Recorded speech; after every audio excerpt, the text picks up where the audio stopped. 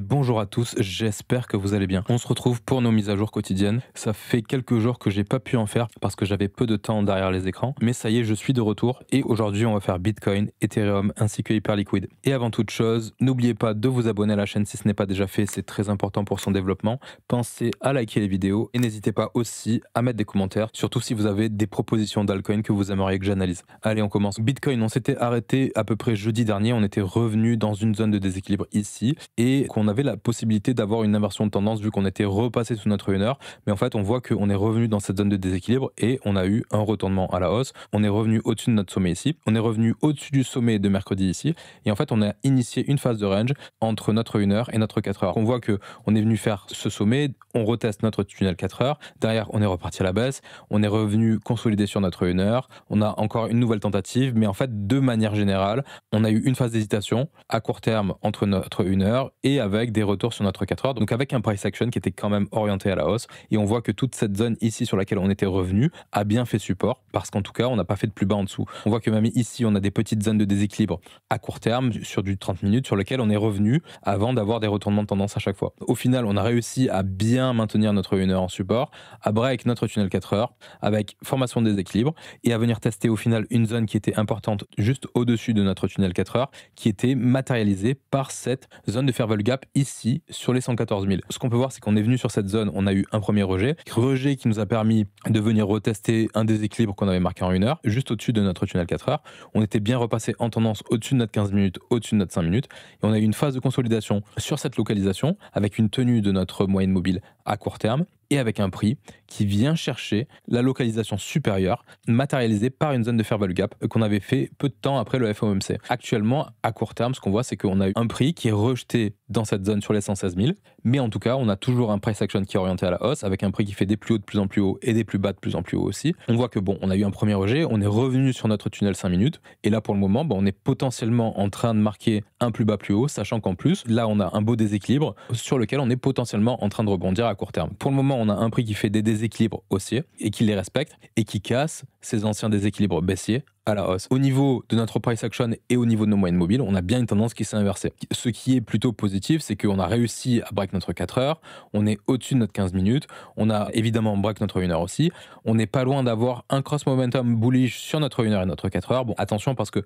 ces crosses-là, ils interviennent quand même un peu en retard, mais c'est quand même plutôt intéressant à observer, sachant que la dernière fois qu'on a eu un cross baissier, par exemple, on voit qu'on a quand même eu une continuation de notre tendance baissière. Là, le cross bullish qu'on est susceptible d'avoir pourrait aussi être une indication qu'on va maintenir notre tendance haussière pendant quelques temps encore. Maintenant, ça, c'est pour l'analyse price action et moyenne mobile. Au niveau de Fibonacci, ce qu'on peut voir, c'est qu'on a réussi à break notre first stop. D'ailleurs, on a break le niveau du first stop, on l'a pull back et on est reparti à la hausse. On est venu sur nos 50% de retracement aussi. Donc, on avait deux belles confluences quand même entre fair value gap, first stop, fair value gap, 50% de retracement. Notre tendance pourrait s'inverser ici, mais elle pourrait aussi continuer pour pouvoir s'inverser plus haut, étant donné qu'on a quand même de belles targets à venir chercher. On pourrait tout à fait revenir jusque dans notre reload zone, sachant qu'on a le début de notre reload zone qui s'aligne avec une zone de stop ici, et beaucoup plus haut dans notre reload zone, juste au-dessus de notre sweet spot. On a aussi une belle zone sur les 120 000, et au-dessus encore, on a notre confluence de niveau pivot annuel trimestriel,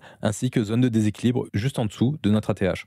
Bon, les targets en cas de continuation haussière, elles sont quand même plutôt bien déterminées. Et les targets qu'on avait identifiés, elles ont pour le moment plutôt bien fonctionné aussi. Au niveau de notre volume profile trimestriel, on voit qu'on a quand même eu plusieurs tentatives de réintégration. On va se mettre en developing. Voilà. Donc là, en developing, on voit qu'on a quand même eu notre value basse qui est bien descendue. Donc voilà, là, en trimestriel, sur le developing, on voit mieux les tentatives de réintégration qui échouent avec contact sur notre value, rejet. On finit par réintégrer, avoir un premier contact qui réussit avec un pullback. Et au final, on a une vraie réintégration ici avec un prix qui s'éloigne de plus en plus de sa value basse et qui se rapproche de plus en plus de son point of control, qui fait aussi office de target, c'est-à-dire que là on a nos 50% de retracement, la zone juste au-dessus de ce sommet ici, ainsi que le point of control trimestriel actuel qui se situe à peu près sur les 118 000, sachant qu'on a aussi la value haute qui est en confluence quasi parfaite avec le milieu de ce fair value gap ici sur les 120 000. Au niveau de notre volume profile mensuel, on voit que pour le moment on est en train de faire une extraction de la value du mois en cours. On est au-dessus de ce point of control. On voit que cette zone, on la break et on la pull back et on est parti à la hausse.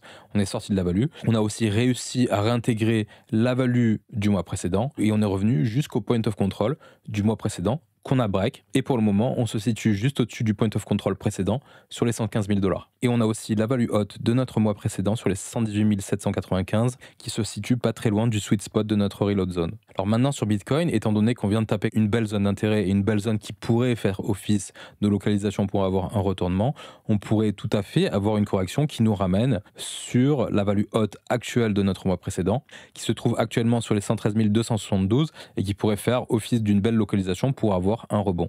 Et sur notre profile en hebdo, on voit qu'on est sur une belle tendance haussière aussi pour le moment, étant donné qu'on a des points of control qui sont de plus en plus élevés et qu'on s'est aussi extrait de la value des 2 semaines précédentes. En termes de distribution de volume, on voit qu'on a une zone ici qui pourrait faire office de support avec les values hautes des 2 semaines précédentes et la value basse de la semaine actuelle. Et c'est la zone sur les 116 600. Là, en termes de volume, vous avez une belle zone de support sur ce prix-là. Vous avez une belle confluence entre la value haute actuelle et un point of control d'une semaine précédente. Et d'ailleurs, c'est aussi le point of control du mois précédent, il me semble, sur les 114 700, 114 600 $. Et on a le point of control actuel sur les 114 000 $.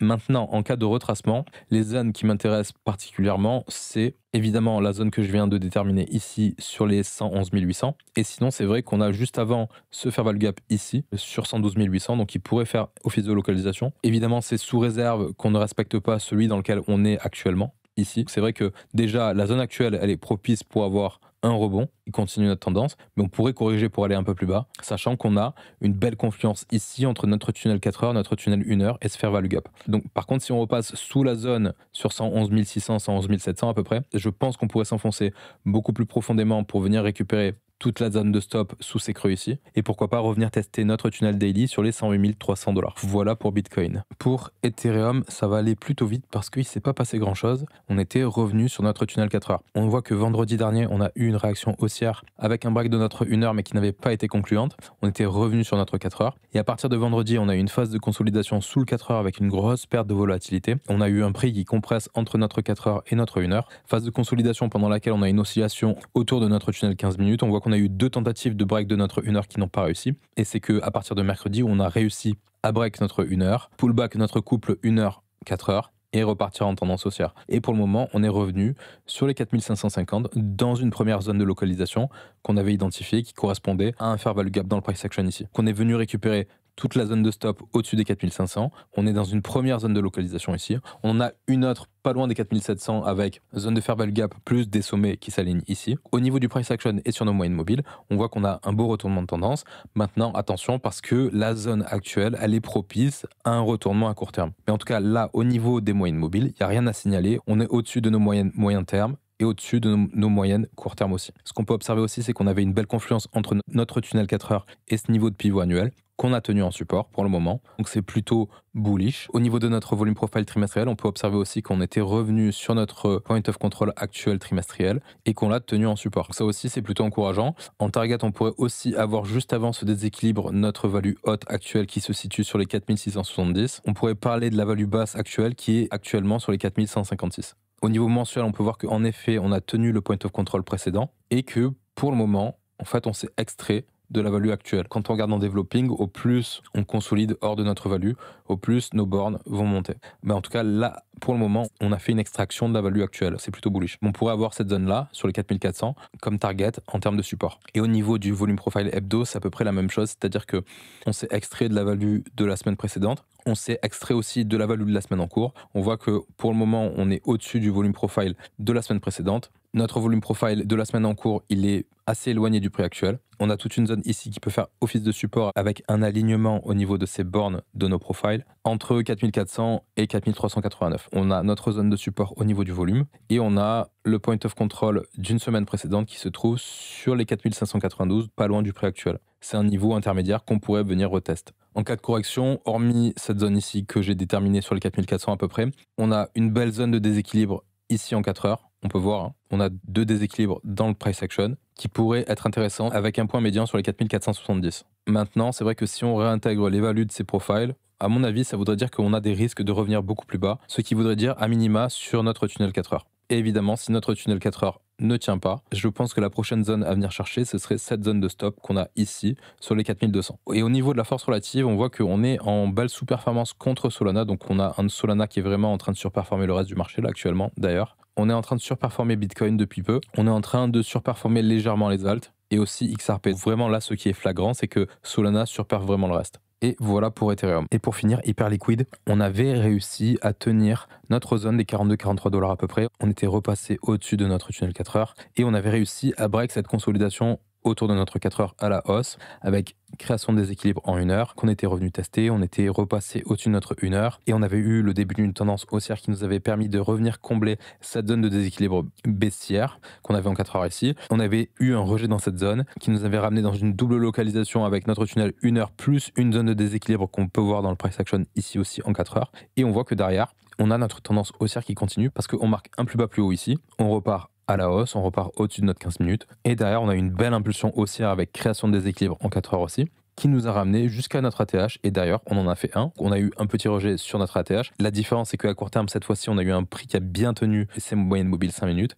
Et on est venu continuer de faire des ATH avec consolidation sur notre tunnel 5 minutes. Et de nouveau, on vient faire des sommets de plus en plus haut. Donc, ce qu'on peut voir, c'est que bon, on a fait un nouvel ATH au-dessus des 51 $ et on est venu sur une target qui était identifiée depuis un moment sur les 53 835, une target qu'on a break à la hausse, qu'on a pullback hier, qu'on avait en termes de localisation une belle confluence entre notre tunnel 15 minutes et ce niveau sur les points pivots qui maintenant fait office de support. Et on est presque venu sur la target supérieure, sur les 57 729. Donc on va donner les targets déjà directement en cas de continuation haussière parce qu'on est sur de la découverte de prix. On a ce niveau-là sur les points pivots sur les 68 $ à peu près. Donc c'est vrai qu'entre les deux, on a un gros écartement. Et ce qu'on pourrait faire, c'est du coup regarder les niveaux mensuels et hebdo pour voir si on a des niveaux intermédiaires. Et là justement, d'ailleurs, on peut voir qu'on s'est arrêté sur un niveau intermédiaire ici, sur les 56,67 $ à peu près. Et on a un niveau intermédiaire sur les 59 360. Au niveau des points pivots, hormis ce niveau ici, mensuel, on n'a pas grand chose avant les 68 $. Maintenant, ça ne veut pas dire que le prix ne peut pas s'arrêter en plein milieu. Maintenant, le prix peut tout à fait s'arrêter entre les deux et on peut avoir un retournement de tendance et on peut s'aider avec le price action ou les moyennes mobiles pour se dire ok, on a un retournement de tendance qui se fait dans cette zone là, mais en tout cas on n'a pas de niveau horizontaux ici. Maintenant c'est vrai qu'à court terme on peut voir qu'on a une légère perte de momentum, on est passé sous notre 5 minutes, on est en train de réattaquer notre 15 minutes. En termes de target en cas de continuation de cette correction, évidemment je pense que le prochain niveau c'est cette zone ici sur les 53 833, à voir si on rebondit de nouveau dessus, et si ça ne tient pas, c'est vrai que dessous on a une belle zone de déséquilibre ici en 1 heure et en 4 heures aussi on voit que on a une zone de fair value gap ici qu'on pourrait venir combler et qui se trouve en confluence avec notre tunnel 1 heure. Là, plus récemment, on voit qu'on a aussi une belle zone de fair value gap ici, sur les 55,10 $, zone sur laquelle on est en train d'arriver. C'est la première des zones sur laquelle on pourrait avoir une réaction, sachant qu'en plus, on a notre tunnel 15 minutes en confluence. Et évidemment, si notre tunnel 1 heure ne tient pas, on voit qu'on a toujours aussi sur ce niveau de breakout une belle zone de déséquilibre. On a deux fair value gap qui s'alignent avec un point médian sur les 48 680 $ et notre tunnel 4 heures qui est en train de monter. Notre tunnel 4 heures s'aligne aussi d'ailleurs avec une zone de déséquilibre ici sur les 46,35 $. Maintenant, c'est vrai qu'on a quand même pas mal de niveaux à venir break avant d'hypothétiquement revenir sur notre tunnel 4 heures. Sachant que toute la zone qui correspond à nos ATH ici, elle peut faire office de résistance, mais c'est à peu près la zone sur laquelle on a ce gros fair value gap. Et sinon, au niveau de notre volume profile trimestriel, on peut observer que on a réussi à se maintenir au-dessus de notre point of control sur les 43,90 $. On est en train de faire actuellement une extraction de la value trimestrielle actuelle. On a notre value haute actuelle sur les 48,40 $ et qui se trouve d'ailleurs en confluence avec notre fair value gap qu'on avait identifié ici. Et on a notre value basse sur les 40,91 $. Notre zone ici, c'est une belle zone de support et c'est en tout cas un beau niveau d'intérêt. Au niveau mensuel, on a une belle confirmation de cette extraction de value étant donné qu'on est au-dessus des values des mois précédents. Le point of control actuel, il se situe sur les 45,878 $. On peut voir qu'on a quand même un profil qui est bien inégal étant donné qu'on a pas mal de positionnement qui s'est fait ici entre 47 et 44,37 $. Et on a une belle confirmation que ce niveau, si on y retourne, c'est un niveau plutôt important. Sur notre volume profile hebdo, on a une belle trend haussière aussi. On voit qu'on fait des points of control de plus en plus élevés. On a notre point of control de la semaine actuelle qui se situe sur les 54,741 $, juste en dessous du fair value gap qu'on est en train de travailler. Et sinon, on observe de mieux en mieux cette zone de breakout ici qui a créé notre fair value gap, qui se trouve d'ailleurs en confluence avec les values hautes des semaines précédentes. Donc toujours pareil, vous pouvez aussi utiliser les bornes, les confluences entre les bornes pour pouvoir déterminer plus précisément une zone d'intérêt. Et au niveau de la force relative, on est sur un actif qui s'est quand même bien maintenu par rapport au reste du marché, qui s'est remis à surperformer les alts, qui était en surperformance, même si là récemment on voit que Solana surperf quand même un peu. Contre Total 3, c'est la même chose que pour les alts. Contre Ethereum, on est toujours en surperformance depuis fin août, contre XRP aussi, et contre Bitcoin, la tendance est aussi à la hausse. Voilà, j'ai fini pour l'analyse du jour, j'espère que ça vous a plu. N'oubliez pas de vous abonner à la chaîne, de liker les vidéos et de mettre des commentaires. Je vais vous souhaiter une bonne fin de journée ou une bonne soirée, et je vous dis à la prochaine. Allez, ciao ciao.